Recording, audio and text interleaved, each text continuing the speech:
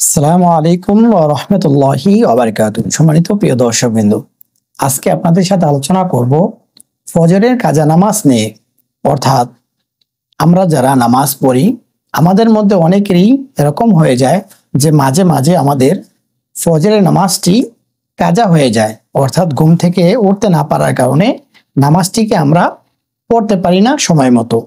তো যখন ঘুম থেকে উঠি, ঘুম থেকে ওঠার পরে আমরা এই নামাজটিকে যখন আদায় করতে যাব, তখন কিভাবে আদায় করব, কত রাকাত আদায় করব এবং কোন সময়তে আদায় করলে নামাজটি সঠিকভাবে আদায় হবে, কোন সময়তে আদায় করলে 2 রাকাত আদায় করতে হবে, কোন সময়তে আদায় করলে 4 রাকাত আদায় করতে হবে, এই বিষয়ে পুরোপুরিভাবে আলোচনা করব।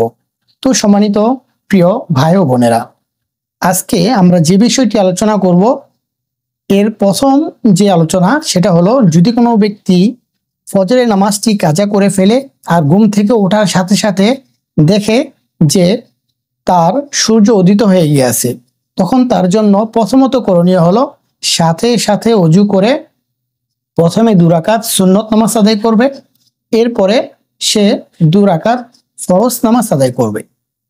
এখন যদি কোনো ব্যক্তি এই যে ফজরের নামাজটি কাজা হয়েছে এটাকে জোহরের আগ পর্যন্ত পড়ে, তাহলে সে 4 রাকাত আদায় করবে, অর্থাৎ 2 রাকাত সুন্নত 2 রাকাত ফরজ। আর যদি কোনো ব্যক্তি এটাকে জোহরের ওয়াক্তের পরে আদায় করতে চায়, অর্থাৎ জোহরের নামাজের সময় একসাথে জোহরের নামাজের পরে ফজরের নামাজটিকে কাজা আদায় করতে চায়, তাহলে কিন্তু সে শুধুমাত্র 2 রাকাত ফরজ নামাজকে আদায় করবে, সুন্নতকে আর আদায় করতে হবে না। 4 রাকাতের পরিবর্তে শুধুমাত্র 2 রাকাত নামাজ আদায় করলেই চলবে, আর সেটা হলো শুধুমাত্র ফরজ নামাজ আদায় করবে।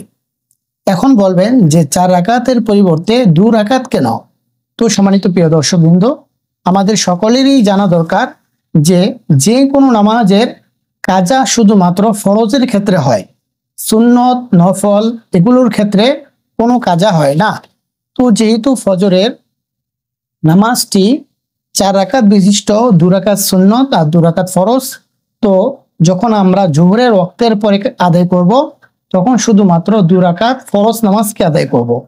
এখন অনেকে বলতে পারেন যে জোহরের ওয়াক্তের আগে যদি আমরা এই নামাজটিকে আদায় করি তাহলেও তো কাজা আদায় করি, তো সেই ক্ষেত্রে আপনি 4 রাকাত পড়তে বলেছেন, 2 রাকাত সুন্নত আর 2 রাকাত ফরজ।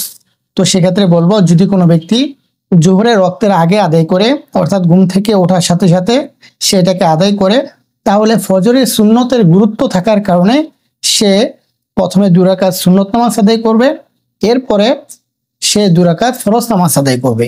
কিন্তু যখন তার সময়টি অধিক পরিমাণে বিলম্ব হয়ে যাবে, অর্থাৎ জোহরের সময় হয়ে যাবে, ওই সময় আর সুন্নতের গুরুত্বটা ওরকমভাবে প্রয়োগ হবে না, শুধুমাত্র ফরজকে আদায় করতে হবে। তো সেজন্য আমরা অবশ্যই যাদের ফজরের নামাজ কাজা হয়ে যাবে, আমরা চেষ্টা করব যে ঘুম থেকে ওঠার সাথে সাথে প্রথমে 2 রাকাত সুন্নত, এরপরে 2 রাকাত ফরজ আদায় করে নিব। এখন কথা হলো যে এই যে ফজরের নামাজটিকে আমরা আদায় করব, এটা কোন সময়তে আদায় করলে আদায় হবে আর কোন সময়তে আদায় করলে আদায় হবে না। তো সম্মানিত প্রিয় দর্শকবৃন্দ, 3টি সময় এমন রয়েছে যে সময়গুলোতে কোনো নামাজই আদায় করলে আদায় হবে না।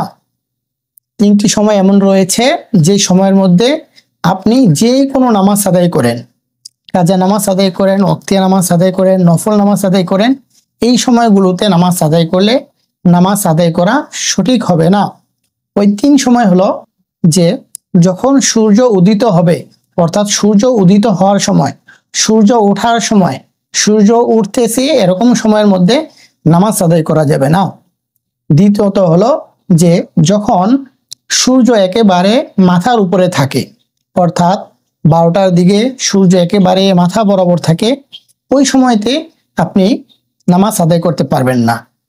তৃতীয়ত হলো যখন সূর্য অস্ত যায়, অর্থাৎ মাগরিবের আগ মুহূর্তে যখন সূর্য অস্ত যায়, এই 3 সময়ের মধ্যে আপনারা কোনো নামাজ আদায় করবেন না, কাজা হোক, ওয়াক্তিয়া হোক বা সুন্নত নফল কোনো নামাজই আদায় করবেন না। এই 3 সময় ছাড়া যে কোনো সময়ের মধ্যে আপনি কাজা নামাজ, সুন্নত নামাজ আদায় করতে পারবেন।